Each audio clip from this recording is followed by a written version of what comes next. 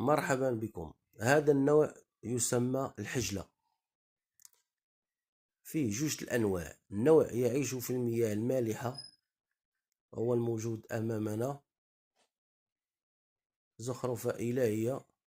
هذا البيض ديالو كيف ما تشاهدون، شوفوا الزخرفة سبحان الله، كيبقى قد هاد القد ما كيتزادش. والنوع الثاني تا هو كيتسمى الحجلة أو الدرقة، يعيش في الأنهار، يعني المياه الحلوة العذبة. ومعلومات أخرى متوفرة لدينا ندرجها لكم في فيديو آخر مطول إن شاء الله. إلى هنا أترككم في رعاية الله، منكم الاشتراك والمشاهدة، ومنا الجديد والمعلومات الصحيحة والمضمونة، وإلى اللقاء.